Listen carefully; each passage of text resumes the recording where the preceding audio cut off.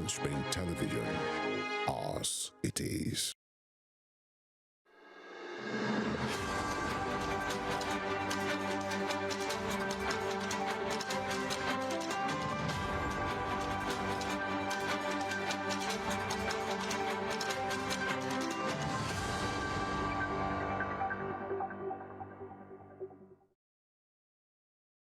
Good morning and welcome to the Rave FM and Western Spring Parliamentary Debate Series for candidates vying for National Assembly seats here in Osun State. This debate is expected to profile and offer votes and community people the platform to assess their candidates of the political parties that are seeking their vote in the National Assembly elections. This is also our own effort at Rave FM and Western Spring Television at facilitating correct interaction between aspiring public servants and the people that they seek to serve. This debate series is commencing today, and we're starting with Osun Central Senatorial District, and this is due to a limited carrying capacity. We have invited only 4 political parties and their candidates to participate in this debate. That's because of our limited carrying capacity, and you can follow this debate and this activity on our social media handles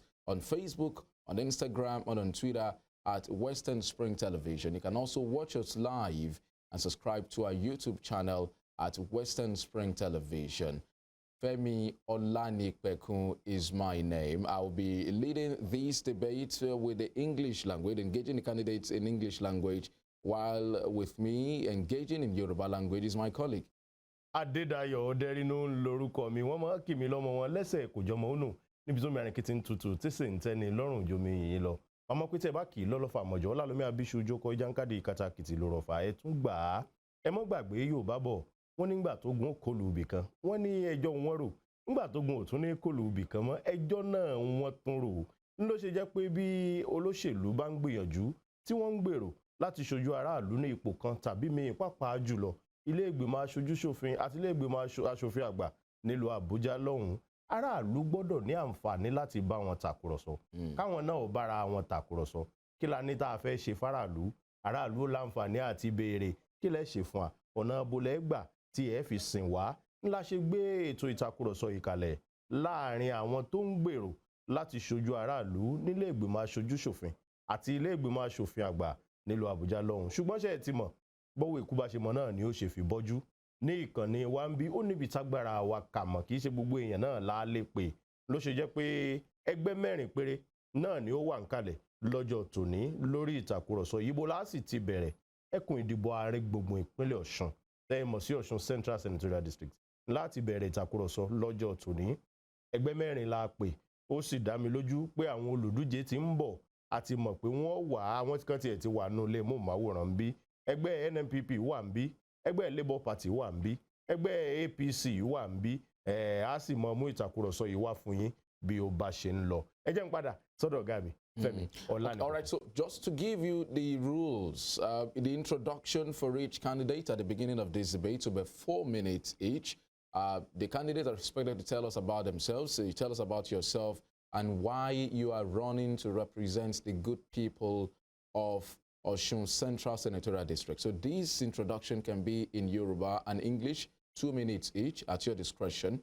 And the time allotted to each candidate to respond to questions is 3 minutes. But there will be an allowance for a rebuttal and a response to a particular question if you so desire of 1.5 minutes. And we should remind you also about our social media handles once again. Mo gbàgbé Western Spring Television wà lórí Star Times DTT channel 190 nípínlẹ̀ Ọ̀ṣun. Bá a ṣe ń ṣe lọ́wọ́ lórí Star Times bẹ́ẹ̀ náà la wà lórí Rave 91.7 FM. Bẹ́ẹ̀ bá wá fẹ́ tẹ̀lé wa lórí ìkànnì ayélujára níbikíbi tẹ́ ẹ bá wà káàkiri àgbáńlá ayé. Bẹ́ẹ̀ bá ti ṣí Facebook yín, a wà lórí Rave 91.7 FM. Bá a ṣe ń sọ̀rọ̀ yìí lórí Facebook ń bákan náà. A wà lórí Western Spring Television. Bẹ́ẹ̀ bá kọjá sórí YouTube, ẹ máa wò wá kétékété. Báyìí Western Spring Television ní orúkọ channel wa lórí YouTube. Bó bá sì jẹ́ Twitter ló wù yín @WSTV_NG.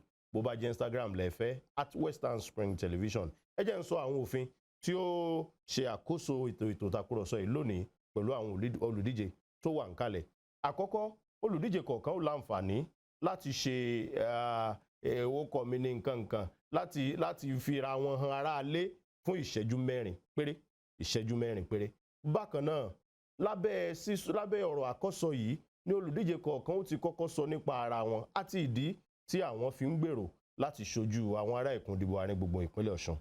Bákan náà lábẹ́ ọ̀rọ̀ àkọ́sọ ọ̀hún ìṣẹ́jú méjì ó wà fún Ìgbò bẹ́ẹ̀ ni ìṣẹ́jú méjì ó wà fún Yorùbá torí pààní rólé akápá kan ká lọ dápá kan sí. Bákan náà láti dáhùn ìbéèrè kọ̀ọ̀kan tá a bá tàkòtò sí olùdíje kọ̀ọ̀kan ìṣẹ́jú mẹ́ta ẹni ọ̀rọ̀ bá wa tàbá ṣe mọ̀ pé irú ọ̀rọ̀ takúrọ̀sọ báyìí ọ̀pọ̀lọpọ̀ pẹ̀tẹ̀pẹ̀tẹ̀ ni ó wà nísàlẹ̀ téèyàn lè nà ń pọ̀pá bẹ́nikẹ́ni bá wa na pẹ̀tẹ̀pẹ̀tẹ̀ ọ̀rọ̀ ní pọ̀pá tó bá lọ tàbá olùdíje míì tó nítòun sì fẹ́ fèsì ìṣẹ́jú kan àbọ̀ kò jù bá ń lọ ni èyàn ó fi fèsì sí ọ̀rọ̀ tó bá tàbá láti ẹnu olùdíje míì. Ẹ mọ́ gbàgbé bá a ṣe ń sọ̀rọ̀ yìí a wà lórí Rave 91.7 FM tẹ́ ń gbọ́ wa kètèkètè káàkiri ìpínlẹ̀ Ọ̀ṣun.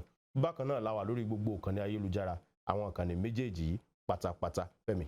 All right, so it's important to stress, like Dayo just said, that you are watching us live on Western Spring Television and also listening to us live on Rave 91.7 FM. And you can also check us on all of the social media handles of these two stations. Well, this is the first in the series of this campaign, this parliamentary debate series. There will be many more to come for other senatorial districts and some federal constituencies. But we'll take a break now.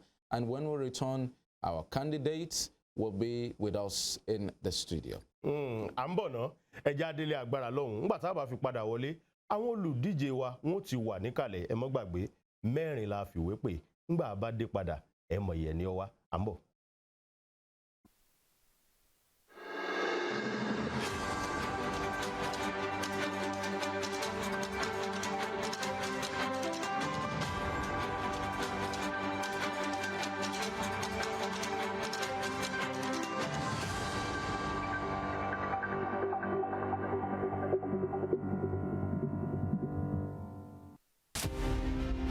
Aminatu, the legendary Queen of Zazao, is best known to historians as Queen Amina of Zaria, an old walled town and capital of the Hausa state of Zazao.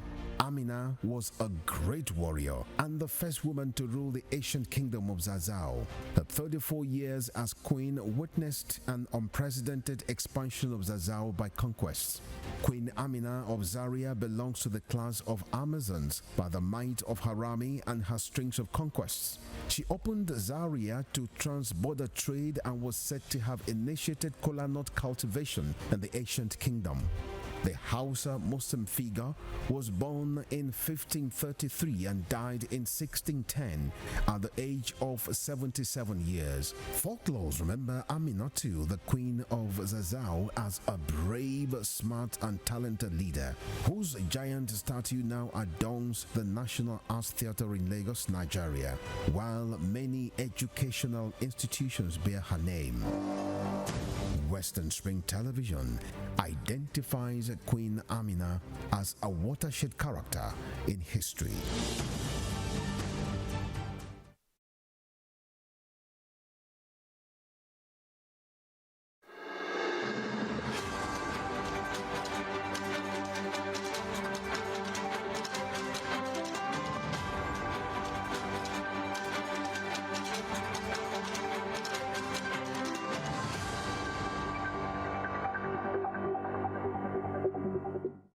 All right, thank you so much for staying with us on Western Spring Television and Rave 91.7 FM.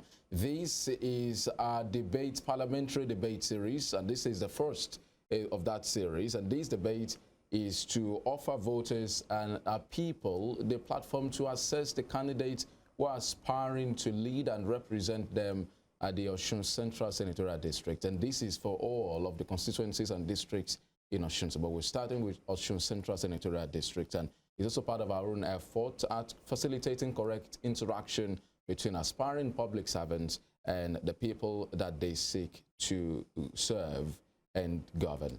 And we have a candidate with us in the studios this very morning. We have with us Kola Bamgbola, who is the candidate of the New Nigeria People's Party, the NNPP. Thank you so much for coming to the debate today. We also have Ajibola Bashiru is the candidate of the All Progressives Congress, APC.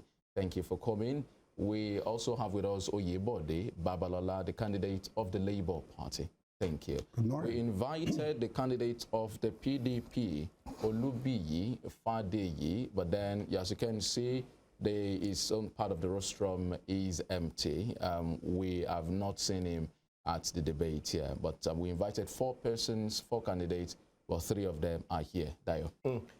Bí tí Fẹ́mi parí ọ̀rọ̀ sí ní wọ́n ti mú a pé èèyàn mẹ́rin wá sí ètò ìtàkùrọ̀sọ yìí bẹ̀rẹ̀ látòrí ọ̀gbẹ́ni Kọ́lá Bàǹgbọ́lá ti ẹgbẹ́ òṣèlú New Nigeria People's Party NNPP ẹ káàbọ̀ sórí ètò ìtàkùrọ̀sọ yìí. Bákan náà la pè Senator Ajibola Bashiru tí wọ́n jẹ́ ọmọ ẹgbẹ́ òṣèlú All Progressives Congress àti olùdíje fún ipò senator ti àárín gbùngbùn ìpínlẹ̀ Ọ̀ṣun lórí àtẹ ẹgbẹ́ òṣèlú APC ẹ káàbọ̀ sórí ètò ìtàkùrọ̀sọ yìí.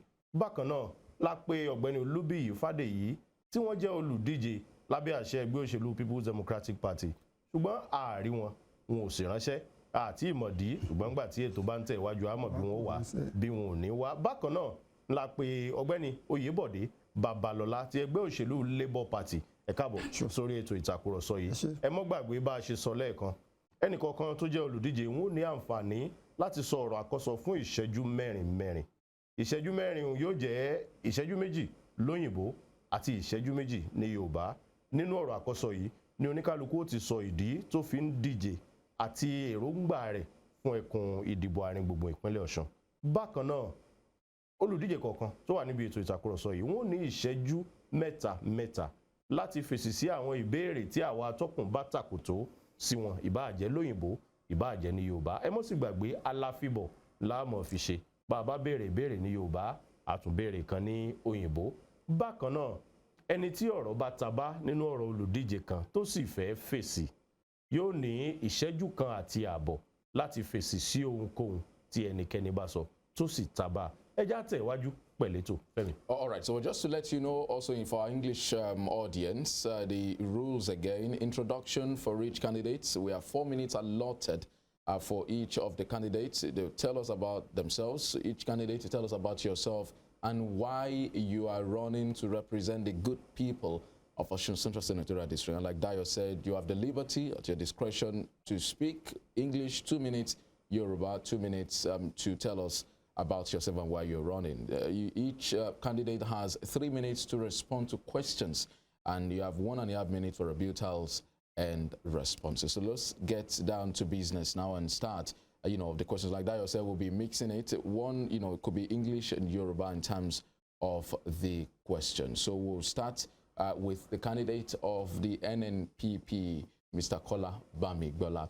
Your political party, the NNPP, is presently embroiled in a series of crises in Osun State. The crisis is aside the fact that your party is relatively unknown and will have to really work hard in unity to stand any chance of winning any seats in the state.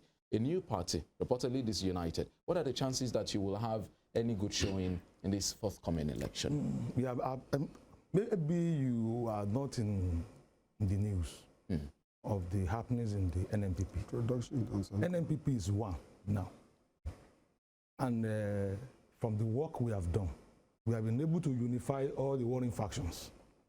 And we have agreed to work together. By the special grace of God, everybody, all the candidates of NNPP, from the senatorial to the National Assembly, we have our word together that we must deliver all our candidates to the respective posts that they are clamoring for. So there is no cause for alarm about that. That has been settled. We have all it takes on ground before the problem comes. And if there is no fight, we won't know our strength. With that fight, we are able to know our strength and explore where we believe we still need to work more. Our work is on the ground. And we don't think it is when you mount a roadshow or whatever. Go to any village in Osun State now, even in the remote village, you will see us there. Because our work, what we are clamoring for is new Nigeria. A Nigeria whereby the voice of the voiceless will be heard, where the son of the illiterate or the poor man will have equal chances with the elite and the people in power. So we don't think we need to make noise about that. We know where the shoe pinches the poor, and they know what we are coming for is to come and redress those areas, which we have been telling them from house to house. Also in Osun State here, we have masses of Hausa community who believe in the leadership of our presidential candidate, Rabi Musa Kwankwaso. They are ready to follow him because he has never let them down in any situation that they have. He has been identifying with them, either in their problem or in their joy. So it is time for... pé àkókò yín ti tó, Ọ̀gbẹ́ni Kọ́lá Bámigbọ́lá. Àmọ́ nítorí pé àti súré kọjá ìlànà tá a fi lẹ̀ tẹ́lẹ̀, ẹ jẹ́ n kọ́kọ́ bẹ̀rẹ̀ padà láti ọ̀dọ̀ Ọ̀gbẹ́ni Oyèbọ̀dé Babalọ́lá ká mú ọ̀rọ̀ àkọ́sọ ìṣẹ́jú méjì látọ̀dọ̀ olùdíje kọ̀ọ̀kan. Ọ̀rọ̀ àkọ́sọ Yorùbá lẹ́ẹ̀ fi sọ torí wọ́n ti béèrè ìbéèrè alákọ̀ọ́kọ́ lóyìnbó látọ̀dọ̀ Ọ̀gbẹ́ni Kọ́lá Bámigbọ́lá. Ọ̀rọ̀ àkọ́sọ ìṣẹ́jú méjì péré náà ni. Orúkọ yín, ìdí tẹ́ fi ń díje àti ní tẹ́ fẹ́ ṣe ní ẹkùn àárín gbùngbùn ìpínlẹ̀ Ọ̀ṣun. Ẹ ṣé atọ́kùn. Orúkọ mi ni Jimoh Oyèbọ̀dé ọmọ Babalọ́lá láti agboolé Ọya Mọ́gàjí ní Ìbòkun Road ní Òṣogbo. Mo jẹ́ olùkọ́ni fẹ̀yìntì retired teacher. Lọ́lọ́ báyìí mo jẹ́ amòfin. Gẹ́gẹ́ bí tí ẹ mọ̀, iṣẹ́ amòfin náà jẹ mọ́rọ̀ òṣèlú, iṣẹ́ olùkọ́ni náà jẹ mọ́rọ̀ òṣèlú.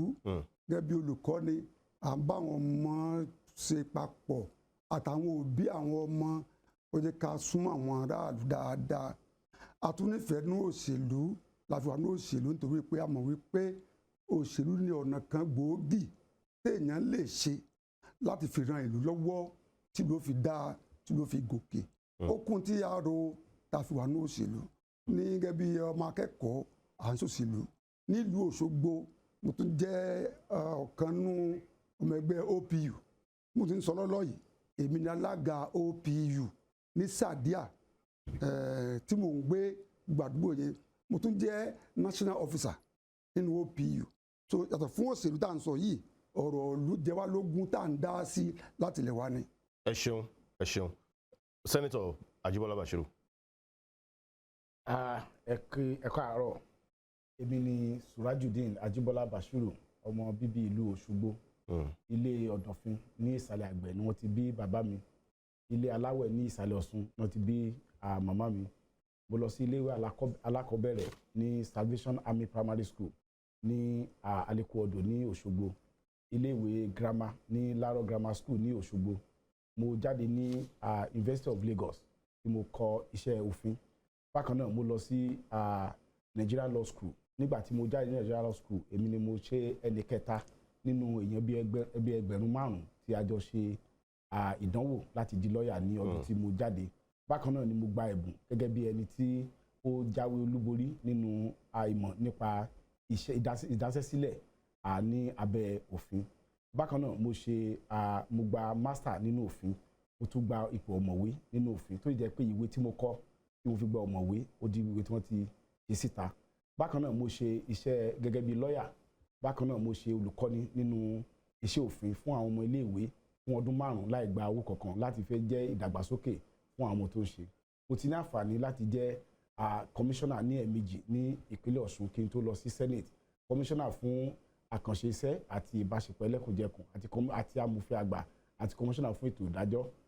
Mo lọ sí Senate ní ọdún 2019. Mo wà ní ara àwọn àmẹ́rin tó jẹ́ pé àti ìpé 50 ọdún nígbà tí a lọ sí Senate. Bákan náà wọ́n yàn mí gẹ́gẹ́ bí alága ìgbìmọ̀ tẹ̀kótó lórí àwọn ọmọ orílẹ̀-èdè tó wà ní àgbáyé. Ní àárín ọdún kan tí mo dé ilé ìgbìmọ̀ asòfin àgbà, wọ́n yàn mí ní agbẹnusọ fún ilé ìgbìmọ̀ asòfin àgbà. Bákan náà wọ́n yàn mí ní aṣojú orílẹ̀-èdè Nàìjíríà ní gbogbo Senate tó wà nílẹ̀ Adúláwọ̀ àti ilẹ̀ Lárúbáwá. Ọlọ́run ti fún mi ní àǹfààní láti ṣe ọ̀pọ̀lọpọ̀ iṣẹ́ tí mo nígbàgbọ́ wípé ìtẹ̀síwájú wa á ràn wá lọ́wọ́ ní àná. Senator Ajibola Bashiru, ẹ ṣeun, ẹ ṣeun, ẹ ṣeun. Aláti kọ́kọ́ jáde báyìí náà kádélé agbára lọ́hùn nítorí pé a gbọ́dọ̀ lọ rè nájà. À ń bọ̀ nígbà tá a bá padà dé ètò ìtàkùrọ̀sọ yìí yóò tẹ̀ wájú ní pẹrẹwu ẹ mọ̀ tí ìlọ ẹ̀ wò àmẹ́yẹbọ̀ lápò ẹ̀ ló parí ẹja ayọ̀ jáde náà Fẹ́mi.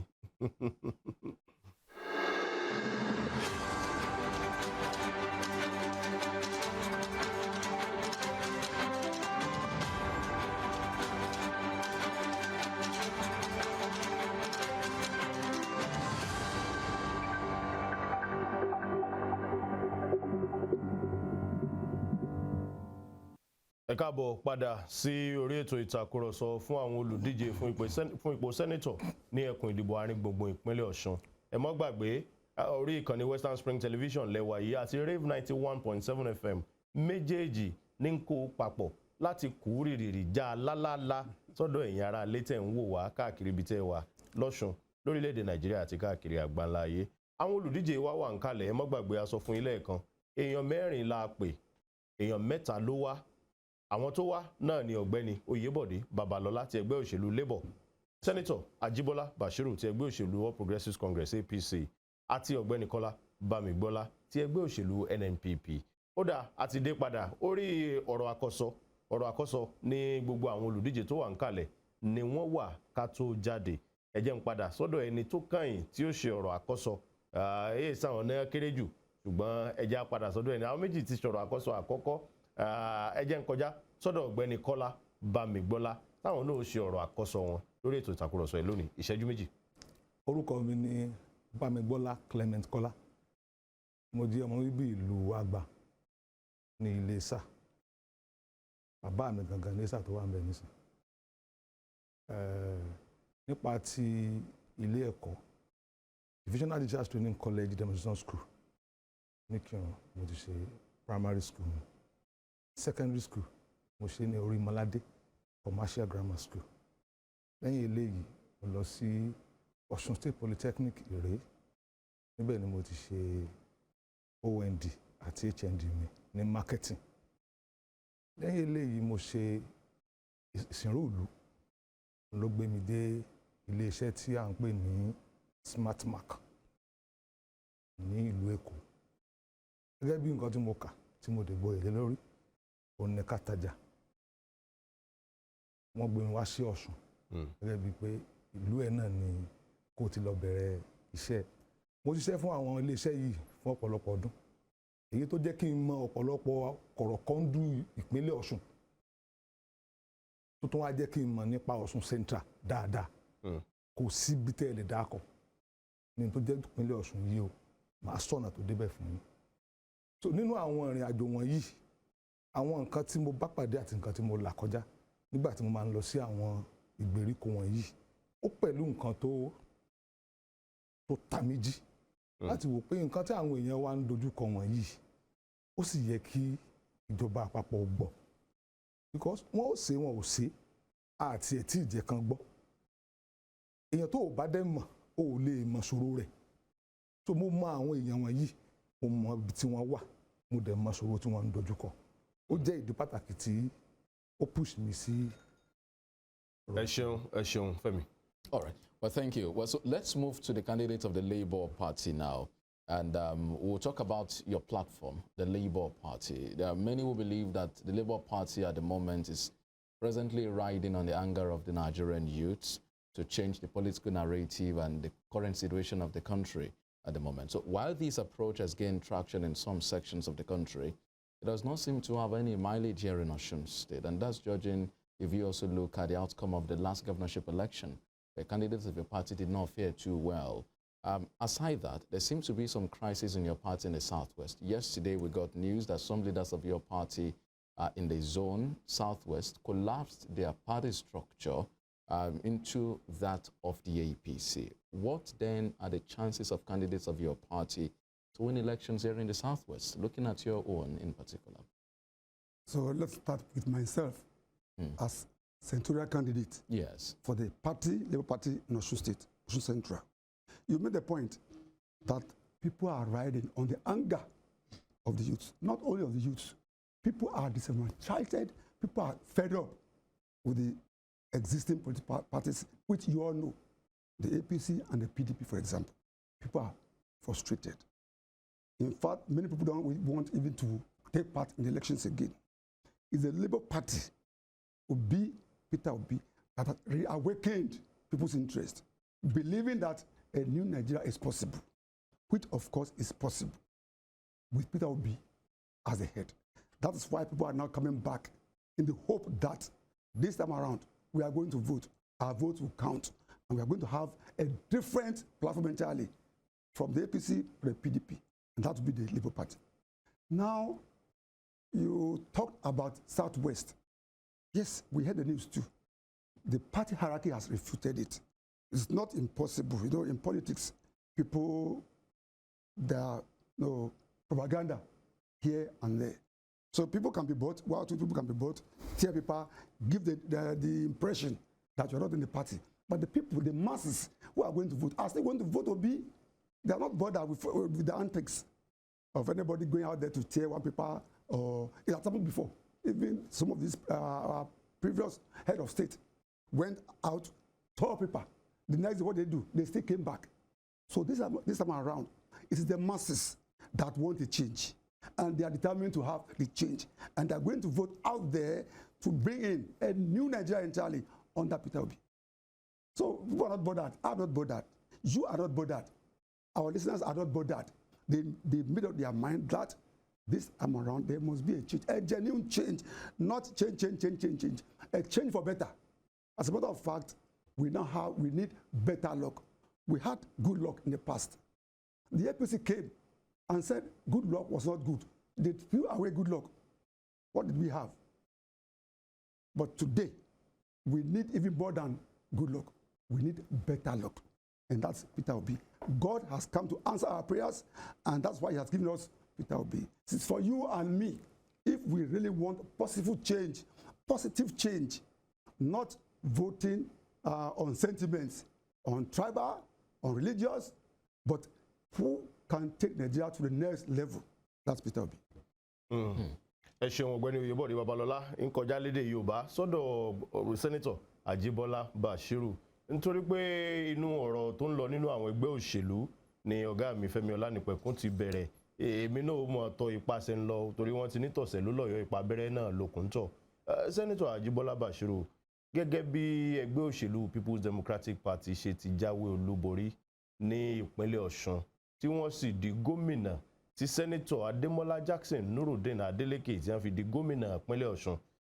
Mo rí bẹ́ẹ̀ ṣe ṣojú ń gbà mọ́ sọ́hun torí báyìí ní ìsìn wọ́n mọ̀ ti lò bí oṣù 3-4 lórí àlééfà gẹ́gẹ́ bí gómìnà tó túmọ̀ sí pé a ti ń tò jẹ́ ìbò lóòṣà lọ́wọ́. Ó dàbí pé ẹgbẹ́ òṣèlú PDP àwọn náà ti wá ń lo àǹfààní òun pé tọ̀ àti déjọba padà báyìí Áfíríkà sì yà àtàwé ká ta egbò kí á pẹ̀ka ká sì jókòó dáadáa nípínlẹ̀ Ọ̀ṣun. Bẹ́gbẹ́ òṣèlú PDP bá wá ń ràn báyìí bí iná ọyẹ́ tí wọ́n ń ràn báyìí bó láǹfààní ó ṣe wà fẹ́gbẹ́ òṣèlú All Progressives Congress tẹ̀yìn tí ń díje láti wọlé ìbò nípínlẹ̀ Ọ̀ṣun. Ìbéèrè tí o béèrè mo sọ̀rọ̀ nígbà tí àwọn oníròyìn àgbà oníròyìn nípínlẹ̀ Ọ̀ṣun bẹ̀rẹ̀ ọ̀rọ̀ lọ́wọ́ mi.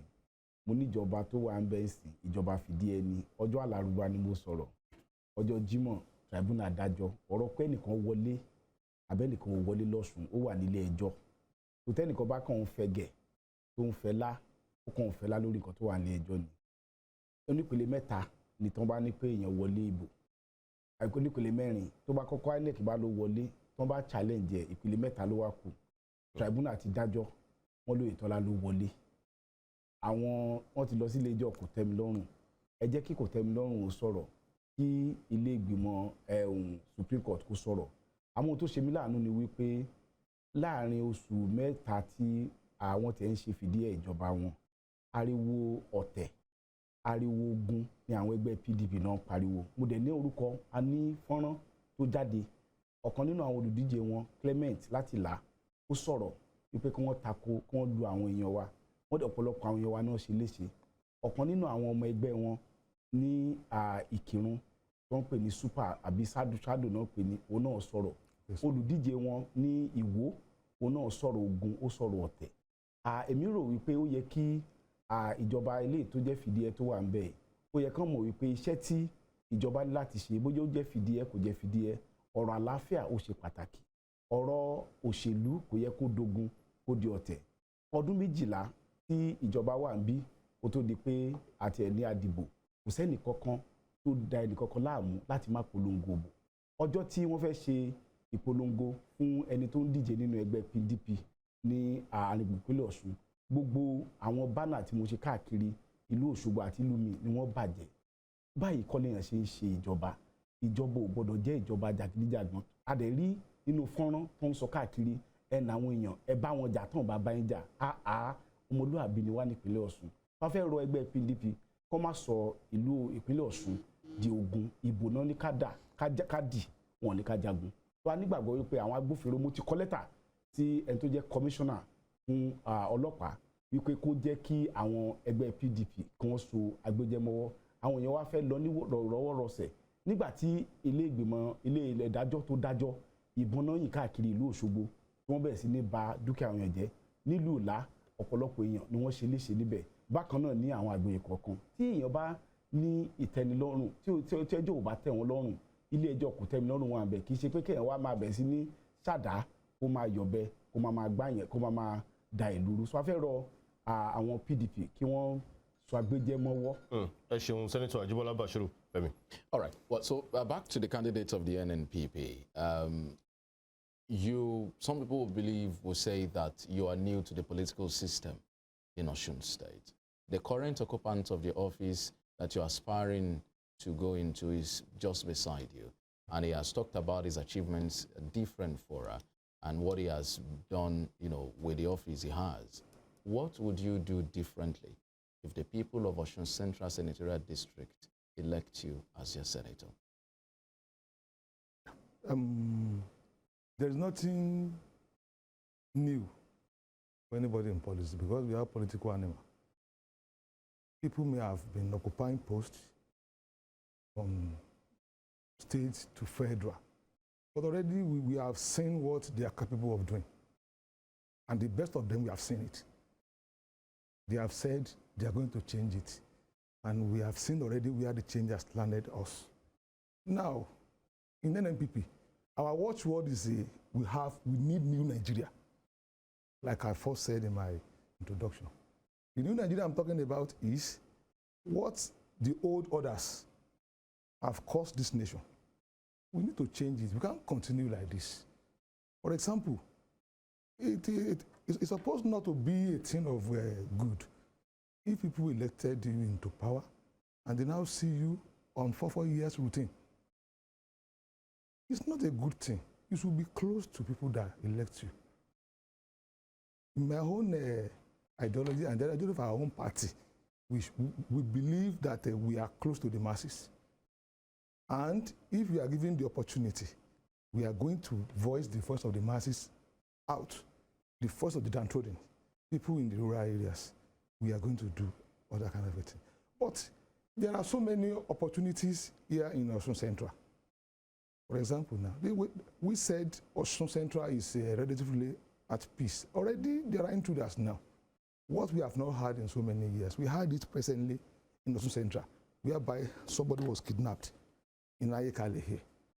So all those things we believe we need a representative that can voice those things out in the House. There are areas where Osun Central have a comparative advantage in producing. For example, now, I don't really like why the PDP candidate is not here. I would have pointed so many opportunities to him in his own town and close by. Ayokonogba is in Lokelade. It's supposed to be a tourist center that people can come from far and wide. And the present administration does not do anything about it. This state needs people-oriented program, not solar light, not giving people hairdressing, whatever and whatever. If you believe you have empowered people, they can buy those things by themselves. They can buy it. But the development of democracy that we are expecting is not all those stipend, people-oriented program that can give the youths their future, whereby their future will be benefited. Not that we will be benefiting people that we can be using. Thank you very much. Your time is up, Dayo. Senator Ajibola Bashiru, ó dàbí pé ẹ fẹ́ fèsì sí nǹkan tí wọ́n sọ. Yes, I must Yeah, respond to him. one and And a half minutes. since he speaks in English, I will speak in English too. All right. It appears, my friend, I didn't want to enter into any debate with anybody, but since he has joined issues with the fact that I provide solar light, I think his campaign should have undertaken a study of the effects of the solar light in our community. Solar light is not a token. It speaks to addressing the issue of security. It speaks to alleviating the problem of our market people that trade into the night. So he should have conducted a survey. We conducted a survey, and one of the most popular programs that I've done as a senator was facilitation of solar light. We have done more than 1,000 solar light, and the request of solar light that we have from community is more than 5,000. So for somebody to make a banalism of solar light. Secondly, too, I say that he appears not to know, with respect, the work of a national legislator. The question of a national legislator is, our job is three. One, to make law for good government of Nigeria. If a senator, to confirm appointment, and third, to facilitate projects to your constituency. I also doubtful whether he has been to Ayekunugba, because the government of Governor Itola has done roads and, of course, improving that facility in that place. So it's not just enough to say things out of, ignorance. Ẹ ṣeun, ẹ ṣeun. Ẹ jẹ́ n kọjá sọ́dọ̀ Ọ̀gbẹ́ni Oyèbọ̀dé Babalọ́lá torí àwọn gan ló yẹ wọ́n ní ìbéèrè àkókò yìí. À ń gbọ́ wípé èròǹgbà ọmọ wa ní ẹjọ́ ṣe wà nílùú Òṣogbo lọ́wọ́lọ́wọ́ wípé Òṣogbo fẹ́ jẹ sẹ́nẹ́tọ̀. Ó sì yé mi tí n bá ti ṣì mú pé ọmọ Òṣogbo lẹ́yìn náà, ọmọ bíbí ìlú Òṣogbo lẹ́yìn náà. Èròǹgbà wà lóṣogbo, a sì ti gbọ́ wípé Òṣogbo fẹ́ jẹ aṣojúṣòfin fún ẹkùn ìdìbò Ìrẹ́pọ̀dùn, Ọlọ́ndà, Òròlú àti Òṣogbo. Bákan náà ni Òṣogbo nífẹ̀ẹ́ sí sẹ́nẹ́tọ̀ náà, a ti gbọ́ wípé àwọn èèyàn ti ń sọ káàkiri ìgboro nílùú Òṣogbo. Àmọ́ ọmọ Òṣogbo lẹ́yìn náà, a sì ń gbọ́ pé sẹ́nẹ́tọ̀ Ajíbọ́lá Bàṣírù làwọn ọmọ Òṣogbo ń pé àwọn fẹ́ kó tún padà fún ẹlẹ́ẹ̀kejì. À ń gbọ́ ni. Ibo lẹ́yìn wà nínú èròǹgbà yìí, àbí bó ni ọ̀bọ ti sorí tí náà kí o ṣe kò sọ́bọ̀ nínú wa èèyàn náà gbogbo wa, ṣùgbọ́n bó ni àwọn sorí tí ẹ̀yin ò fi ṣe, bó ni ìlú àwọn aráàlú ṣe ń fẹ́ ọmọ Òṣogbo tiwọn tí ọmọ Òṣogbo tiyín fi wá di pé wọn ò sọ̀rọ̀ tiyín pàápàá. Ẹ ṣe mọ̀ pé àbúrò mi sẹ́nẹ́tọ̀ lọ́lọ́ báyìí, àwa wá ń ta àfẹ́ di sẹ́nẹ́tọ̀ ni. Ṣe mọ̀ pé ẹgbẹ́ sì tún yàtọ̀, ẹgbẹ́ kan ti wọn, ẹgbẹ́ kan ti wa. Ẹgbẹ́ kan ò ní dókòó pé ẹgbẹ́ kan oṣù ni kó mọ̀ ṣe lọ, democracy ò ní sí mọ́nu ẹgbẹ́ kọ̀ọ̀kan. Àwa tẹ síra wa sáyé, ayé níwàá decide pé èwo làwọn fẹ́. A fẹ́ yí padà ní ètò ọmọ náà ni kó máa bá a lọ ní gbogbo wa ni ó sọ, kì í ṣe nìkan. À ń sọ̀rọ̀ nípa Òṣogbo, mò ń sọ fún yín pé ọmọ bíbí Òṣogbo lèmi, mo tún jẹ́ olóyè ní OPU. Ṣùgbọ́n ẹni tí wọ́n kọ́kọ́ mọ̀ tó ń ṣe sẹ́nẹ́tọ̀ lọ ìnìyí lẹ́gbẹ́ tiwọn, lójú tèmi mi ò ní nǹkan tí mo lè sọ láì dá sí i, torí ó gbìyànjú, àwọn mìíràn ti dúájú tó ń gbìyànjú, but èmi ó sì dáadáa jù bẹ́ẹ̀ lọ. Wọ́n sì dáadáa o, wọ́n gbìyànjú o, alẹ́ mọ́ bú wọn o lórí tí wọ́n ń ṣe yìí o. Wọ́n sọ lẹ́ẹ̀kan iṣẹ́ aṣòfin kì í ṣe pé mọ̀ ṣe sólà o, tàbárí tó ṣe sólà káàkiri, tó abẹ́ gàngà káàkiri, iṣẹ́ wọn gan kọ́ nìyẹn. But ìyẹn torí pé àwọn ìjọba state ò ṣe dáadáa ní ìtọ́kí state ó ṣe, tí local government ó ṣe, ní aṣòfin náà wá ń ṣe káàkiri wọn. Ṣùgbọ́n tẹ́ ẹ máa wà ń bẹ̀ yẹn, màá sì dáadáa ju bẹ́ẹ̀ lọ. Òṣogbo tá à ń sọ yìí, ẹ sọ̀rọ̀ nípa rep, kí ló dé? Ẹni tó wá nífẹ̀ẹ́ rep á lọ fún rep, ẹni tó wá fún senate á lọ fún àìdókòó ṣèpàdé pé ìwọ lọ bí ìwọ lọ bí. Ohun tó wù kálukú ní í ṣe, ẹgbẹ́ tó wù kálukú ní í ṣe. Ní Òṣogbo àwọn kan ni wọ́n kóra wọn jọ wípé ẹni táwọn ń ṣe fún ni tó dẹ̀ ṣe ìwọ̀nú ẹ̀. Bóyá tẹ́mi náà bá lọ bá wọn bá ní bóyá èmi náà bá tẹ̀lé, èmi náà láwọn tí ń ṣe èmi náà nílùú Òṣogbo yìí nìkan iná sí ni, tó kò sí jà. Ṣùgbọ́n ẹni tó ṣe pàtàkì ni pé lọ́nà báyìí táwọn èèyàn ń sọ ni pé Òṣogbo sẹ́nẹ̀tì yìí kò ní kú l'Óṣogbo. Ìdí ni pé àwọn náà ti sin àwọn míì náà, ìlú míì náà tó ń ṣèjọ́ ẹ̀ méjì. In fact wọ́n ń ṣe gómìnà lọ́dún gbà yẹn ní òkè wambi ní central, wọ́n tún ṣe senator at the same time. Àjà sí náà.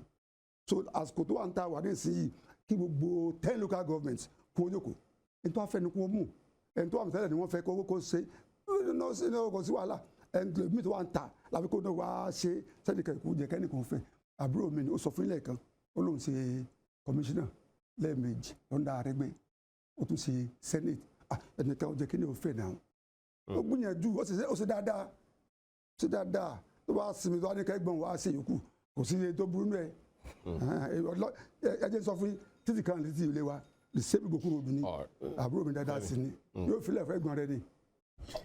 All right, thank you. Well, so I mean, we turn attention to Senator Ajibola Bashiru now. You are the current occupant of that office, and in your first term in the House, you became a principal officer of the House. I mean, this would mean to the ordinary man on the streets that you have considerable influence in the Senate and that you should be able to lobby important developmental projects to your district. How would you say you have deployed this perceived influence towards the development of your people, particularly as some people feel that you could have done better? And you heard one of your contestants saying, making reference to solar light the other time. Some have even talked about, wheelbarrows or some other things. How well have you deployed your influence or perceived influence in the Senate to bring development to the people of your district? It's not really, Femi, it's not a question of passive influence. I'm fortunate that as a first-timer, I was made chairman of the Senate Committee on Diaspora and Non-Governmental Organization. It was at that time that the South African Nigeria Binational Commission was established with our initiative to ensure that we address the problem of attack of xenophobia in South Africa. Within 1 year of my being in the Senate, I was appointed spokesperson of the Senate and the representative of the Nigerian Senate in the Association of Senate, Shura, and Equivalent Council in Africa and the Middle East. And in terms of facilitating projects, you see, it's a question of evaluation. I've told you, if anybody that want to negative solar light should go to Ojoba and say that the solar light should be removed. You will see the kind of reaction you get from the market women. Aside solar light, I've completed 12 schools in Osun Central Senatorial District within 3.5 years.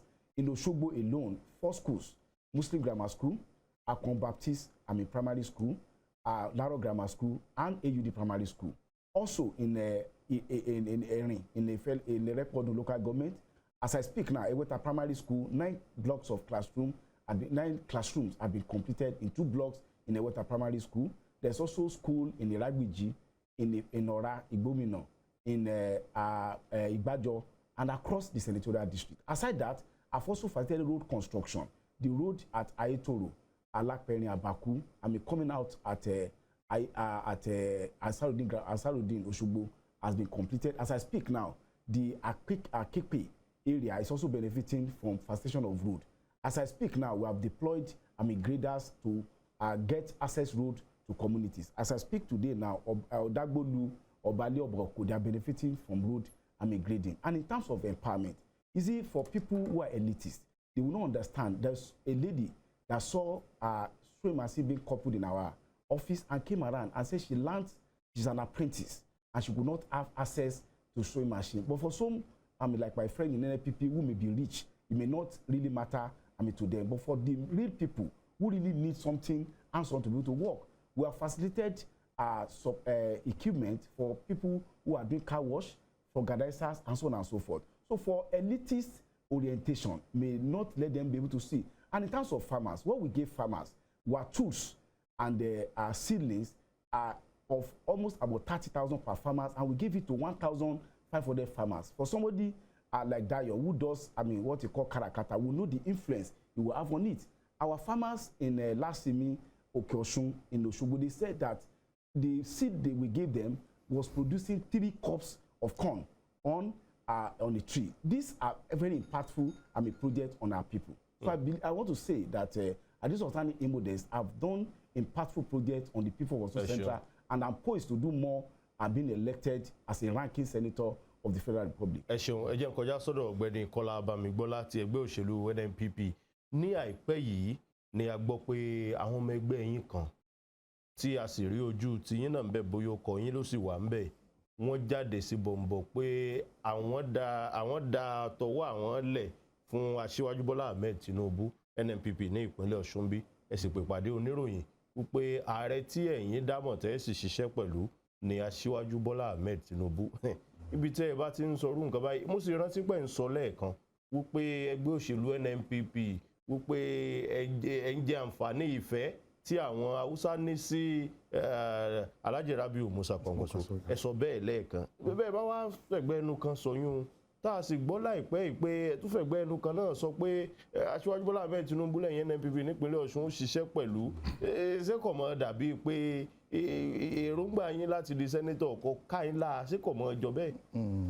ṣe rí ìbéèrè tẹ ìbéèrè yẹn ó dàbí ẹni pé ìdáhùn rẹ̀ ó wà nù ọ̀rọ̀ àkọsọ mi orin ló ń ṣáájú ọ̀tẹ̀ tí ò bá dẹ̀ sí ìjà ẹnìkan ò ní pé ibì kan ló ń lọ ìsìnkú sọ̀rọ̀ fún mi pé mo á bá wọn nísìnyí pé mo declare fáwọn as a senator I think I have never done that ìjà tó wà ńlẹ̀ nínú ẹgbẹ́ náà ìpínlẹ̀ náà ló fa ogbó yẹn láti call attention national sí nǹkan tó ń ṣẹlẹ̀ ní Ọ̀ṣun tó rárí pé àwọn tó wà lọ́ṣun oyè yẹn ò yé wọn a sọ fún wọn láti lẹ̀ pé ọmọ tó bá ń bẹ̀rù àti ṣubú kò ní rìn ẹ jẹ́ ká ṣiṣẹ́ yìí bó ṣe yẹ ká ṣe ká fi lè ọjọ́ jẹ èrè iṣẹ́ tá a bá ṣe so presently Rabiu Musa Kwankwaso is our president candidate. ǹjẹ́ ẹ̀sán gbà wọn ò rí bẹ́ẹ̀ mọ́. kò rí bẹ́ẹ̀ mọ́ mo wá tún sọ fún yín ní ìsìn pé bí ẹ̀ bá lẹ́gun ilé abẹ ní òdò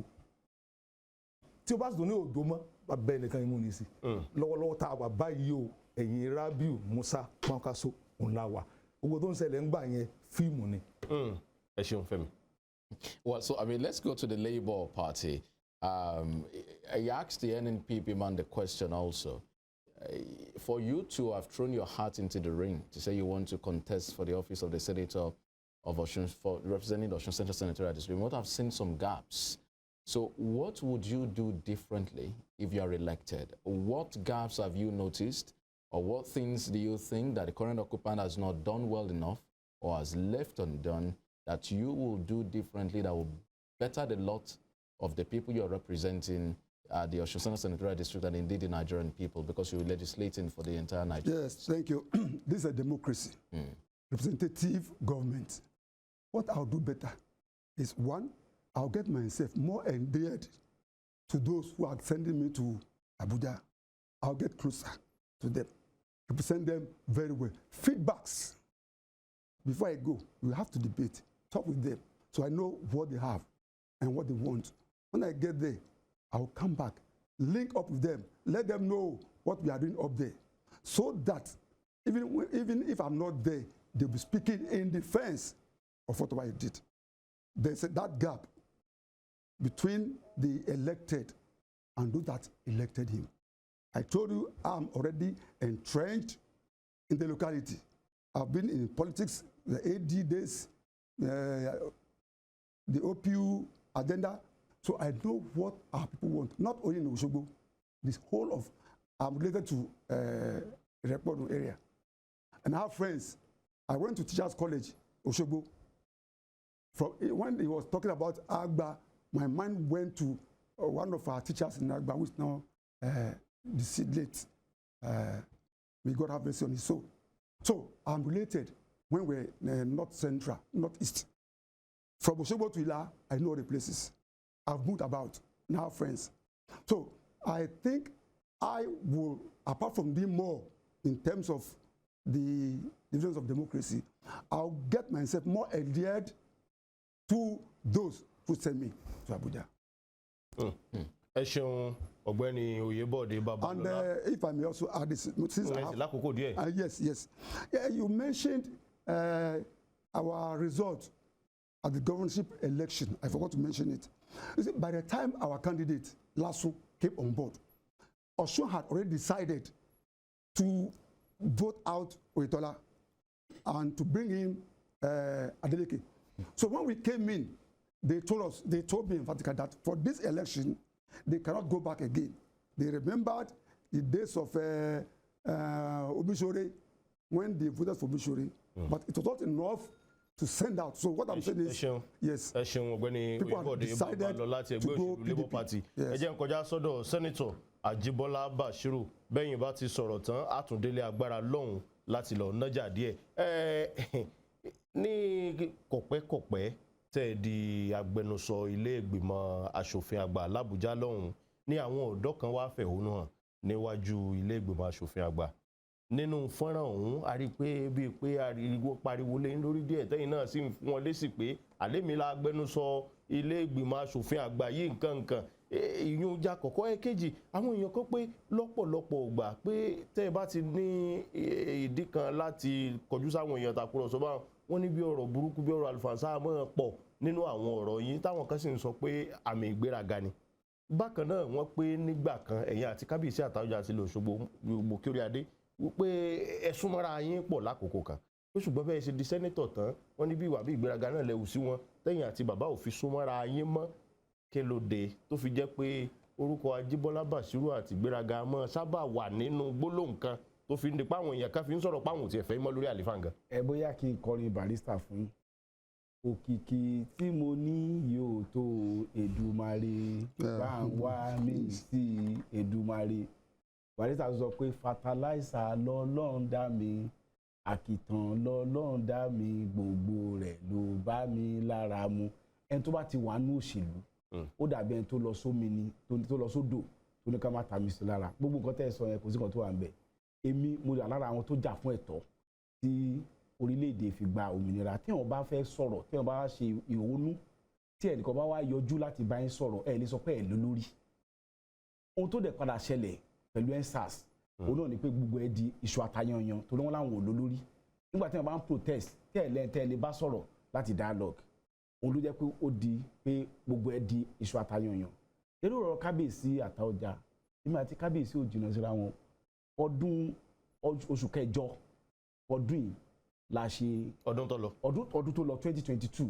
náà ṣe Ọ̀ṣun Òṣogbo festival mo fi wọn ránṣẹ́ fún Ọ̀ṣun Òṣogbo festival mo ṣe generator 45 kVA silencer owó ara mi kò ṣe tìjọba ni mo fi ṣe sí ààfin kábíyèsí Àtaọ́jà mo ṣe solar light 15 ni mo gbé sí ààfin Àtaọ́jà mo dẹ̀ tún support a corporate sponsorship fún Ọ̀ṣun Òṣogbo festival for a period of 3 years wọ́n ti gbowó títí 2021 2022 wọ́n dẹ̀ tún máa gbowó 2023 àmúkálukú ló ní èrò tiẹ̀ mo dẹ̀ gbọ́dọ̀ sòótọ́ ọ̀rọ̀ nígbà táwọn èèyàn sọ mí náà gbọ́ mo lọ sáàfin kábíyèsí mo dọ̀bálẹ̀ mo ní bàbá o tí n bá ṣẹyìn ẹ má bínú kí mo tiẹ̀ ṣe bàbá kábíyèsí ni mo fẹ́ pa wọn mo sọ gbogbo ayé ń gbọ́ rà wọ́n lè fẹ́ pa wọn. bẹ́ẹ̀ ni mo sọ mo fi alukurani tí mo ké búra ó jọ mi lójú àwọn ọmọ yín tó wá ń sọlídé lọ́dọ̀ ìyàwó mi l'Àbújá ṣé àwọn ni màá wò wọ́n pé mo pa àbá wọn ni ọ̀rọ̀ òṣèlú ó yàtọ̀ sọ̀rọ̀ pé bóyá èèyàn ṣe dáadáa ó tó bá wọn kálukú ló lè sọnù òṣèlú bọ̀ bóyá mo gbóúnjẹ fẹ́gbẹ́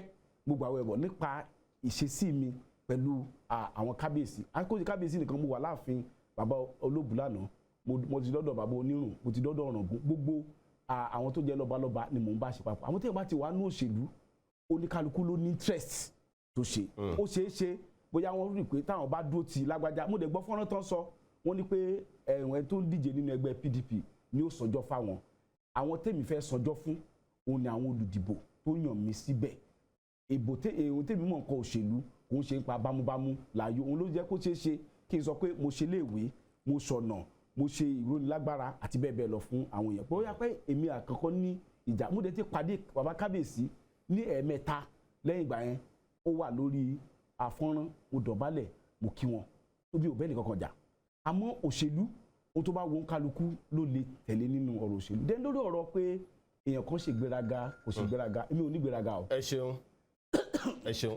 Femi, we'll take another break now, and when we return, we continue and we conclude the debate. And I should let you know, and the contestants, that before the end of the program, we have an opportunity for each of you to ask one another a question before we end the debate. We'll be back after this break.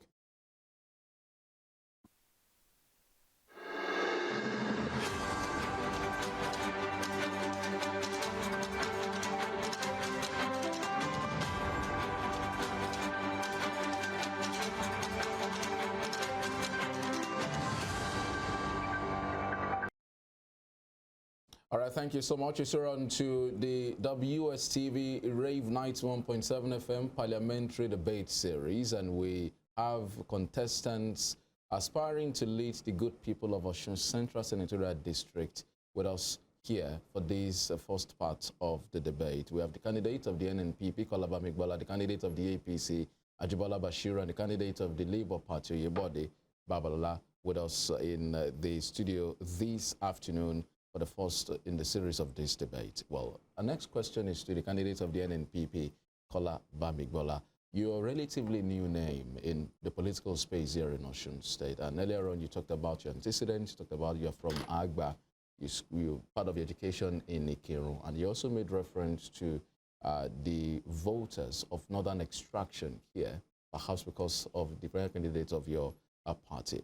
Aside the Hausa voters, and aside your hometown and maybe some other parts of the senatorial district, what other structures are you banking on in your permutation to win this election? Do you really stand a realistic chance of unseating the current occupant of that seat? No, I said I stand a realistic chance. Let me just put it straight. A realistic chance because it's a long-term planning. A long-time plan. We have been planning this for over 5 years. We are only looking for a platform to showcase what we have. Is that what I'm saying now? Now, for example, across all the local governments in Osun Central, I have a structure there for over 5 years that we have been nurturing, looking for a platform that will not be money-based. Because in the mega party, even if you have all the people, if you don't have what the party needs, you are going nowhere. The party won't fly you. But in NNPP, we are given the platform based on the structure we have on ground, which we are going to showcase now. And people will be dazed. I have the structure across all the local governments in Osun Central. And the kind of work I do before do familiarize me with so many people in Osun State, even the royal fathers. I have one-on-one interaction with them. They know me, I know them. We go in, we come out together. So I have a better chance of winning this election. And thank God, the election is counting now. What we have in Osun before, we are, Oyitola said he lost in vote count, but he won in the election. I think people now have validated that now, that he actually won the election. He only lose in the vote count, though until they prove that to the Supreme Court. But since the vote is counting now, I strongly believe that I have the wherewithal and the political strength to unseat the incumbent. Ẹ ṣeun, ìjà àkọjá sọ́dọ̀ ọ̀gbẹ́ni Oyèbọ̀dé Babalọ́lá ti ẹgbẹ́ Labour Party. Yorùbá bọ̀ wọ́n ní àìwúlò ara ayé ní mọ̀ mú ní rántí ara ọ̀run. Ẹ̀yin fúnra yín fẹnu yín sọ lẹ́ẹ̀kan, ẹ pé sẹ́nítọ̀ tó wà lórí àga lọ́wọ́lọ́wọ́ ẹni wọ́n ṣe dáadáa. Ẹnu ara yín lẹ fi sọ bẹ́ẹ̀. Ẹ wá tún pé àmọ́ nìkan ìjẹ́kílẹ̀ ọ̀fẹ́. Wípé ẹ̀yin rò pé wọn ò bá ní kẹ́yìn náà wá lọ. Bàbá bẹ́ni tí ń bẹ bá ń ṣe dáadáa. Èsì tẹ́gbọ́n fi á pé àbúrò mi ó ń ṣe dáadáa lóòótọ́ ṣùgbọ́n jókòó kémi náà wà lọ ìbá bọ̀ làbúrò wà jẹ́ fẹ́ gbọ̀n lé. Ibi tí béèrè mi ti ń bọ̀ gangan ni wípé bẹ́ẹ̀ bá pé sẹ́nítọ̀ tí ń bẹ ń ṣe dáadáa èsì tẹ́yìn fẹ́ dípò wọn. Ṣé bí wọ́n bá lọ ẹlẹ́ẹ̀kejì wọn láǹfààní àti tún gbòòrò sí láti tún ṣe dáadáa sí. Ṣé ẹ lè jú ẹ̀ fáwọn káwọn ò tẹ̀ iwájú? Ẹ ṣe ní tí mo sọ lẹ́ẹ̀kan wọ́n sọ̀rọ̀ nípa wọ́n ṣe iná mo ní wọ́n ṣe dáadáa. Torí pé òṣèlú wa ò sọ wípé tèèmọ̀ sí dáadáa ká ní kò sí dáadáa. Ṣùgbọ́n tí nǹkan bá dáa àtúmọ̀ni tó tún dáa jù lọ. Ṣebí wọ́n tó ọmọdé bá rí oyin aṣọ àkàrà nù àkàrà dáa wọ́n ti wá róyin yóò sọ àkàrà nù ni. Bẹ́ẹ̀ ni mo tún sọ lẹ́ẹ̀kan mo ní ẹni tí a bá ránṣẹ́ ó lè ti dára níbi tó tààrà lọ. Ṣùgbọ́n àárín àwọn tó ránṣẹ́ ń kọ́ àárín yẹn ṣe pàtàkì. Ẹni tá a ránṣẹ́ a gbọ́dọ̀ gbà wípé ẹni tó rán ní iṣẹ́ lọ̀gá fún yàn democracy nìyẹn. Tó yẹ pé kí wọ́n ṣe dára nìkan ni ìjọba ológun dà. Ṣùgbọ́n ìjọba ológun àwa kọ́ la rán wọn ò ní fún alábọ̀ ní democracy. Ẹni tá a ránṣẹ́ ó gbọ́dọ̀ gbà pé àwa la rán wọn yóò sì máa fún alábọ̀. Àárín wa gbọ́dọ̀ gún tí ò bá gún tí ò bá sì fẹ́ ipò yẹn lè bọ́ sára wa ara ta.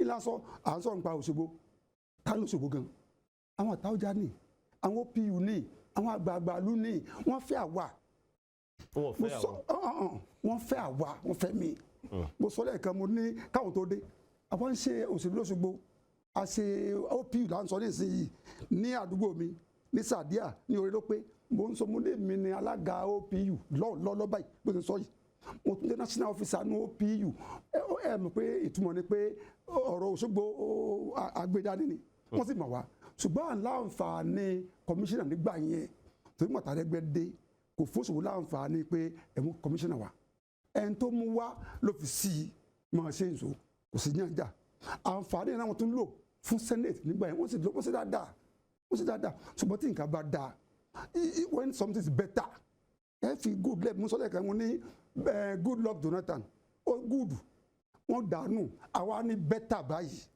tí nǹkan bá dáa tani tó dáa jù lọ tí nǹkan yìí dáa kó má kú bí kan mo sọ bí tó kù sí náà fún ní ìsìn ìfẹ́ sọ jù bẹ́ẹ̀ lọ àwọn náà nú ọ̀rọ̀ tiẹ̀ náà tí wọ́n sọ ìlú ló ń yàn ń ṣe àárín gbọ́dọ̀ gún gbàrẹ́ táìmù tí wọ́n sọ pé àtajà sọ kankan àwọn ò tí ì jáde tó bẹ́ẹ̀ ṣe pé Labour Party ó pẹ́ ká tó ǹde àkáyìndé tó fẹ́ gbẹ̀gbọ́n ní Labour Party so tẹ́ẹ̀ bá ọmọ tó pass kò mí pé kò níbi tó ti gba wọ́n ti wrong mark kò mí pé 100% tẹ́ẹ̀ bá gba 50% àwọn ò try náà ni tábàyàn tó lè gba 80 kí ló dé èmi ó gba 80 má gba 90. ẹ ṣeun Fẹ́mi.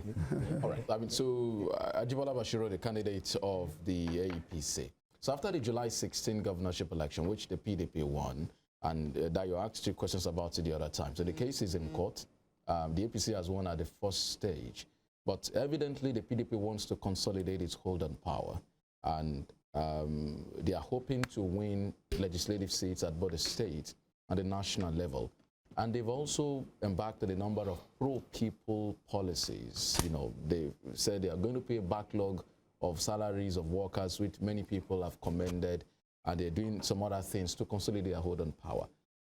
Don't you think that the fact that the PDP is a sitting government in your state, the fact that they want to consolidate their hold on power, and some of the national crises happening at this moment could be a clog in the wheel of your progress, could be a hindrance to your aspiration to return to office for a second time?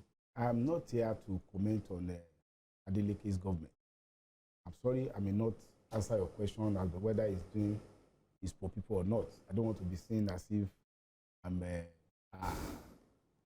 making assessment of his government. But if you want to call me to come and make assessment of his government, no, I mean, so it's not assessment. And invite me to a separate program where I can make assessment of the shenanigans that you are calling. But I don't want to go into that. The reality of them being a sitting government. I'm here to talk about my plans and program for Osun Central Senatorial District. What I've told you is this. The question of who won the July 16 election is still a matter before the tribunal. And in that regard, whatever it does is doing so as what they call it, a governor de facto, not the jury, particularly after the tribunals made judgment. What I know is that some of the members of the PDP, and I've mentioned quite a number of them, that they are making volatile statements capable of undermining peace and security of the state. So I want to implore the governor to rein in his party members, not to turn Osun to war grant. But I must also respond in Yoruba language to what Egban said about Ilu. Mi ò ní problem pẹ̀lú ìlú kankan o. Àwọn tó jẹ́ èèyàn kankan nílùú Òṣogbo, wọ́n tì mí lẹ́yìn lórí ilé tí mò ń ṣe. Mo dẹ̀ lè dárúkọ wọn tí wọ́n fi ń dárúkọ wọn. Òṣogbo sons and daughters, ààrẹ wọn ó wà lára wọn tájọ́ wá ibi. Òṣogbo progressive union, wọ́n wà lára wọn tó ń jáde fún ara wọn láti máa díje fún mi. Mo ṣẹ̀ṣẹ̀ ṣèpàdé tán pẹ̀lú àwọn bálé-bálé ní Alágbà. Gbogbo àwọn bálé-bálé ní ìsàlẹ̀ Ọ̀ṣun, ní òkè ìsàlẹ̀ Àgbẹ̀, ní ọwọ́ ọ̀pẹ, gbogbo wọn náà jáde. Mo ṣe ń sọ̀rọ̀ lọ́wọ́ báyìí.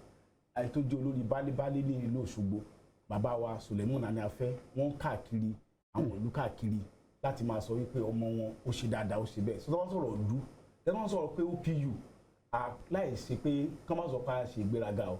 Tó máa ní ẹni tó ń dá sí ọ̀rọ̀ ìdàgbàsókè OPU láti ìgbà tí mo ti jẹ commissioner, mo gbìyànjú láti máa dá sí. So ọ̀rọ̀ ìlú kọ́lé ọ̀rọ̀ òṣèlú yàtọ̀. Àwọn kan rò pé táwọn bá ṣe ẹgbẹ́ ọlọ́bùrẹ́là, àwọn ẹgbẹ́ ẹbí wọn á rí níbẹ̀ wọ́n á rí jẹ kò dẹ̀ sí nǹkan tó dáyọ̀ dúró àmọ́ kí wọ́n sọ pé abẹ́nìkan òṣèlú mo sọ gbogbo orígun mẹ́rẹ̀ẹ̀rin tó ti ń bíyàn lóṣogbo náà ti bí mi bàbá mi sùúrù kọ́lọ́ fọrùn kẹ ó ṣe takuntakun fáwọn ẹgbẹ́ onímọ́tò lóṣogbo gbogbo tí mò ń dé ni wọ́n sọ wọ́n lu bàbá mi lọ́gọ̀ ẹni pé ó gbìyànjú sí ọ̀rọ̀ olúkọ́lélẹ̀ ọ̀rọ̀ òṣèlú yàtọ̀ sí ọ̀rọ̀ pé èèyàn wà ní ìlú nígbà tí mo jẹ́ kọmíṣánná gan ọjà tó tóbi jù ní ìpínlẹ̀ Ọ̀ṣun lónìí ọjà Ayégbájú mínísítírì mi láti ṣe ń gbà yẹn mo dá sí ọ̀rọ̀ mọ́sálásí mo dá sí ọ̀rọ̀ yídì àti bẹ́ẹ̀ bẹ́ẹ̀ lọ so etí à ń sọ ni pé kó ní kálukú ṣe ìpolongo lórí nǹkan tó bá fẹ́ ṣe. ẹ ṣeun bí Fẹ́mi ṣe sọ lẹ́ẹ̀kan àǹfààní ó wà fún olùdíje kọ̀ọ̀kan láti béèrè ìbéèrè lọ́wọ́ olùdíje míì tó bá wù wọ́n ìṣẹ́jú kọ̀ọ̀kan péré náà lẹ́ẹ̀ fi dáhùn àwọn ìbéèrè nítorí ọjọ́ ti lọ pátápátá a sì láǹfààní láti fi kún ìbéèrè tẹ́ ẹ bá sì béèrè ẹ dákun ẹ já rí i dájú pé a sọ̀rọ̀ àlùfànṣá nípa tàbí sí ẹnikẹ́ni èdè tó bá wù yín ńlẹ̀ lélo a sì bẹ̀rẹ̀ látọ̀dọ̀ ọ̀gbẹ́ni Kọ́lá Bámgbọ́lá. mi ní béèrè fún ẹnikẹ́ni. ẹ ní béèrè fẹ́ for any of them. Okay. ìbéèrè tí mi fẹ́ béèrè fún àwọn méjèèjì àwọn tó jẹ́ olùdíje nínú wọn wọ́n sọ pé ẹgbẹ́ tuntun làwọn gbé lọ́wọ́ ta ni ò ṣe ẹgbẹ́ PDP nínú àwọn méjèèjì Peter Obi ṣé kò ṣe PDP kó tó wá dá Labour lẹ̀ Kwankwaso ṣé kò ṣe PDP kó tó dá lẹ̀ ó dẹ̀ fẹ́ béèrè lọ́wọ́ bọ̀dá mi náà ó sọ̀rọ̀ pé APC ò dáa wọ́n wà lára àwọn leader wa ní APC tẹ́lẹ̀ ṣé ẹ tẹ̀sí ṣe PDP náà rí ẹ ṣe é di rí kí ló jẹ́ pé gbogbo ẹgbẹ́ lẹ máa ń ṣe tó ẹ pé ẹ dó sí ọ̀nà kan ó jẹ́ béèrè tí mo fẹ́ béèrè lọ́wọ́ wọn mo ti fẹ́ béèrè pé ẹ lọ ní New Nigeria Kwankwaso PDP ni ọmọye PDP ó dẹ̀ tó wá sí ẹgbẹ́ wa náà ní APC láti wá díje. jẹ́ kọ́kọ́ fèsì ìṣẹ́jú kan. ok ẹ jẹ́ kí n sáré fèsì nǹkan tó ń sọ yẹn ṣe rí èmi bí ẹnìkan mi ì ṣe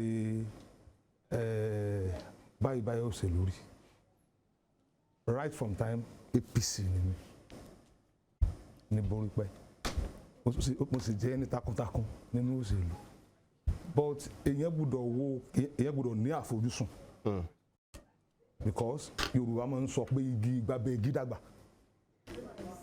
tí bá wà lábẹ́ igi òkè ni ó máa ga lọ ìsàlẹ̀ ó máa ràn ni so mo rí i pé platform APC kò lè gbé mi débi kankan ló jẹ́ kó ń bẹ́ẹ̀. àfi kí n yẹ bá the same thing òun náà ni Rabiu Musa Kwankwaso òun náà ń wá ibi tó ti aim and ambition rẹ̀ ti máa wà accomplished and like many other politicians. ẹ ṣeun ọ̀gbẹ́ni Oyèbọ̀dé Babalọ́lá. ẹ lọ ṣeun ẹ rántí ẹni tó ń pè ní Bọ́lá Ìgè nígbà táwọn ológun fẹ́ padà sí báríkì wọn Bọ́lá Ìgè wà náà tó kọ́kọ́ wé PDP pé wọ́n fẹ́ dẹ́gbẹ́ tuntun lẹ̀ lẹ́yìn ìyẹn ó wá pò láwọn tó ń bá PDP yìí òun ò rí pé wọ́n bá wọn ṣe ó bọ́ sí APP nígbà yẹn ó bá nǹkan constitution wọn ọ̀tọ̀ tó ti tẹ́ tó ń wò pé àwọn tó tún wá dán ẹ̀wọ̀n yìí ló bá jáde ló wá lò dá AD sílẹ̀ same time nígbà tí Bọ́lá Ìgè jáde sẹ́yìn gbọ́ mi atọ́kùn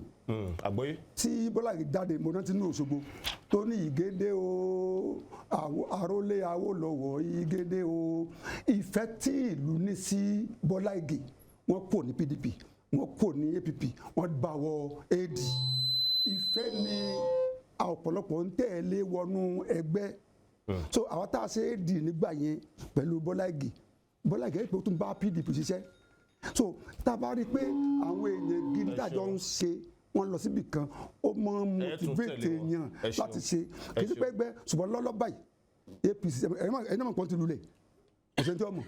ẹ ṣeun sẹ́yìn ní béèrè fún ẹnikẹ́ni. no. ní béèrè pàápàá. All right, well, that's the debate today, and we'd like to thank you most sincerely, all of the candidates for coming. The candidate of the NNPP, Kọ́lá Bámgbọ́lá, we appreciate you and wish you the very best of luck. The candidate of the APC, who is seeking a re-election, Ajibola Bashir, we thank you so much for coming and wish you the very best of luck. We invited the candidate of the PDP, Olubiyi Fadeyi, but did not come, neither did he send representative. He can't come because he doesn't have anything to offer Osun people. Oh. We also invited the candidate of the Labour Party, Oyèbọ̀dé Babalọ́lá, and he's here with us. We'd like to thank you so much. Thank you. And we wish you the very best of luck also. Dear viewers and dear listeners, this is the first in the series of our parliamentary debate series organized by Western Spring Television, WSTV, and Rave 91.7 FM. Watch out for us. We're bringing you more. We will get to other senatorial districts and some of our federal constituencies here. Thank you so much for being such a wonderful company. Do remember that you can follow us on all of our social media handles, on Facebook, on Instagram, and on Twitter at Western Spring Television. You can also watch us live and subscribe to our YouTube channel at Western Spring Television. Femi Olanipekun is my name. Oníyanṣe ọlọ́bẹ̀ṣe ẹ̀yin tẹ́ bá wa jẹ́ náà ẹ kú àìbínú ẹ ṣeun tẹ́ kú àdúró tì wá lónìí tẹ́ gbọ́ gbogbo ẹ̀ délẹ̀ ó dá mi lójú wípé bẹ́ẹ̀ tí sọ ẹ̀kọ́ wò lọ́jà àwọn tó wá sí ìtàkùrọ̀sọ yìí lónìí ẹ lè gbé wọn wò kẹ́ ẹ sọ wọn wò pé tọ́ ta ló tiẹ̀ kójú òṣùwọ̀n ta lọ̀rọ̀ dá lẹ́nu ẹ̀ ta ló lérè ń gbàgede fún ẹkùn ìdìbò wa.